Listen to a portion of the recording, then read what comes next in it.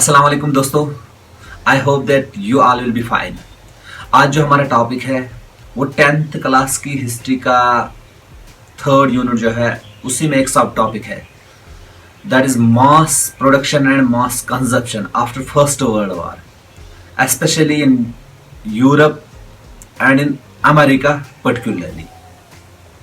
सो हम देखेंगे ये मास प्रोडक्शन किस तरह से यूएसए में स्टार्ट हो गई, देन आफ्टर फिर ये यूरोप में स्टार्ट हुई और उसके बाद other parts of the world में भी ये mass production as well as consumption start हो गई। बट इस कंसेप्ट को प्रॉपरली समझने के लिए हमें कुछ की पॉइंट्स का नॉलेज होना चाहिए। Let us see all those की पॉइंट्स फर्स्ट। पहला पॉइंट ये है, ड्यूरिंग द वॉर जो यूएसए ने अपनी इकोनॉमी बूस्ट की थी by providing loans to the triple entities and other nations of the Europe। दूसरा, जो यूरोप की ग्रेट पावर्स थे like Germany, Great Britain, Italy and France, इन सबों ने अपनी इकोनॉमी गंवाई थी during the war, but it was the only USA जिसने अपनी इकोनॉमी सिक्योर की थी, थोड़ी बूस्ट करी थी। सेकंड पॉइंट, जो ब्रिटेन या एनी अदर इकोनॉमी जो ग्रेट इकोनॉमी मानी जाती थी यूरोप में इससे पहले, उनको काफ़ी नुकसान होना पड़ा था, जिसकी वजह से उनकी इकोनॉमी काफ़ी डिक्लाइन हो गई थी। Because as you know that, क्योंकि वहाँ पे मिलियंस ऑफ लोगों की डेथ हो गई, वो और ज़्यादातर लोग वो जो थे वो सारे वर्किंग क्लास से बिलोंग करते थे। और देन आफ्टर आपने ये भी देखा एग्रीकल्चरल प्रोडक्शन से ध्यान हट गया था और उन प्रोडक्ट्स की ओर तवज्जो चली गई थी यूरोप में जो वारफेयर में काम आते थे, जिसकी वजह से भी इकोनॉमी पे काफ़ी असर पड़ा।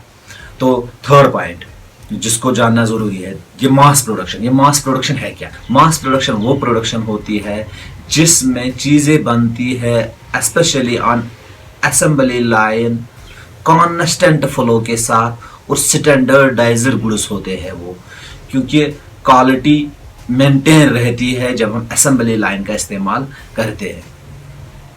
तो ये चीजें तो क्लियर हो गई। Now let us move towards our own topic, that is mass production किस तरह से यूएसए में स्टार्ट हो गई। जैसा कि हमने अभी डिस्कस किया कि यूएसए ने अपनी इकोनॉमी काफ़ी हद तक सिक्योर करी थी during the years of war, क्योंकि वो लोन्स प्रोवाइड करता था। वो एक पहले डेटर था, लेकिन ड्यूरिंग द वार वो एक क्रेडिटर बन गया।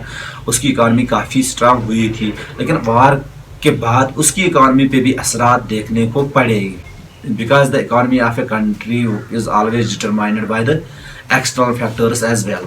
एंड जैसे कि यूरोप की इकोनॉमी वीक हुई थी तो अमेरिका की इकोनॉमी पे भी असरात पड़े थे, वो भी ट्रबल में आ गई थी। बट यूएसए ने अपने इस इकोनॉमी के ट्रबल को मास प्रोडक्शन की मदद से जल्दी कोप अप किया। वो मास प्रोडक्शन को स्टार्ट करने में सबसे ज़्यादा क्रेडिट जाता है हेनरी फोर्ड को, क्योंकि Henry Ford was the person जिसने चिकागो के स्लॉटर हाउस से असेंबली लाइन का कंसेप्ट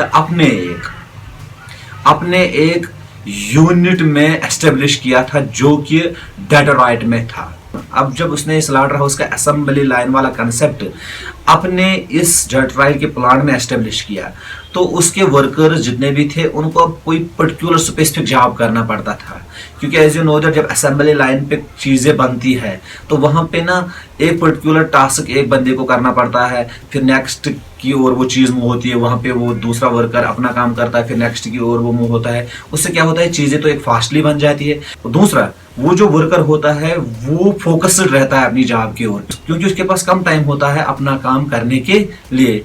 तो इस सिस्टम में एक प्रॉब्लम ये भी थी कि वर्कर्स जो थे उनको ओवरलोड पड़ता था, जिसकी वजह से बहुत सारे वर्कर्स ने इन प्लांट से काम करने से इनकार कर दिया, और जिसको कोप अप करने के लिए लेटर ऑन हेनरी फोर्ड ने उनकी सैलरी में इजाफा किया, even though he doubled the salary of all his workers.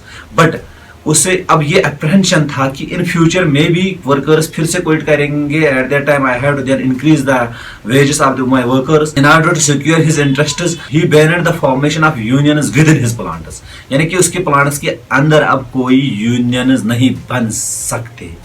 उसे पता था कोई भी डिमांड के लिए वर्कर्स के पास एक यूनियन होना चाहिए था, जिसको उसने वहां पे रोक दिया। तो ड्यू टू विच अब क्या हो गया, प्रोडक्शन इंक्रीज हो गई, क्योंकि मास प्रोडक्शन अब हो रही है, चीजें जल्दी जल्दी हो रही है और एक कांस्टेंट फ्लो के साथ बाहर आ रही है। अब इन चीजों को खरीदने के लिए मार्केट में लोग लोग तैयार भी थे क्योंकि चीज़ें अब सस्ती रेट में भी मिल रही थी। But with the passage of time flow of goods as you know that is constant. अब ये जो बायर्स का मसला था ये कांस्टेंट नहीं था, क्योंकि कुछ पर्सनस ऐसे थे जो चीज़ों को खरीदना चाहते थे but they were not having enough money to buy all those thing.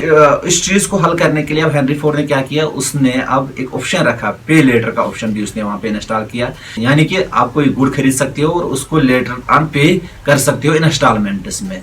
तो विद द रिजल्ट अब क्या हुआ कि यूएसए में लोगों ने रेफ्रिजरेटर्स का इस्तेमाल करना स्टार्ट किया, कार्स का इस्तेमाल स्टार्ट करना किया। तो इस तरह से बहुत सारे इंडस्ट्रियल गुड्स का इस्तेमाल हो गया, ग्रामोफोन्स का इस्तेमाल हो गया, जो भी उस वक्त की इन्वेंशन थी उनका इस्तेमाल हो गया। विद द रिजल्ट अब एक चीज हो गई, ये जो इकोनॉमी अब क्या हो गई, यूएसए की इकोनॉमी अब बूस्ट होने लगी, क्योंकि everywhere in the field of industries ये जो अब असेंबली लाइनिंग का कंसेप्ट था that was incorporated. In nutshell we can say that this assembly line became the key characteristics of industrialization during this period. तो यानी कोई इंडस्ट्री इसके बगैर एस्टेब्लिश नहीं होती थी। हर कोई इंडस्ट्री अपने अंदर एक असेंबली लाइन एस्टेब्लिश करती थी जिसमें कन्वेयर बेल्ट होता था, जिसके जरिए चीज़ें आसानी से बनती थी। इस तरह से यूएसए की इकॉनमी काफ़ी हद तक बूस्ट हो गई। अब यूएसए ने क्या किया, यूएसए ने अब लोन्स देने स्टार्ट किए ऑल ओवर द वर्ल्ड, यानी यूरोप की ओर अपने लोन्स देने स्टार्ट किए और बिसाइड इसके अपनी गुड्स को वो वहाँ पे बेचता था।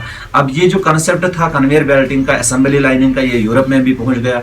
तो यूरोप के लोगों ने भी इस असेंबली लाइनिंग का इस्तेमाल किया, वहाँ की इकॉनमी भी थोड़ी सी रिकवर होने लगी और later on other parts of the world में भी ये चीज़ें सारी पहुँचने लगी, तो इकॉनमी थोड़ी सी रिकवर होने लगी। अब इस असेंबली लाइनिंग में कितनी प्रोडक्शन होती है इसका अंदाजा आप ऐसे लगा सकते हो, अप टू 1914 अगर हम देखेंगे only 2 million cars were available in USA, but in 1926 there were 5 million cars. और जो इस हेनरी फोर्ड के यूनिट से जो फर्स्ट कार आई थी उसका नाम मैं आपको यहाँ पे बताऊं, उसका नाम था टी मॉडल फोर्ड। होप कि आपको एक थोड़ा सा अंदाज़ा आया होगा कि इस मास प्रोडक्शन की वजह से इकॉनमी यूएसए की कैसे बूस्ट हो गई, लेटर ऑन किस तरह से इस मास प्रोडक्शन की और मास कंजप्शन की वजह से यूरोप की इकॉनमी भी बूस्ट हो गई और then after all over the world जो इकॉनमी थी वो बूस्ट होने लगी। और साथ साथ में ही जो ये प्राइस ऑफ गुड्स था वो किस तरह से डिक्रीज हो गया और कॉमन मैन ने किस तरह से अब इंडस्ट्रियल गुड्स का इस्तेमाल करना स्टार्ट किया।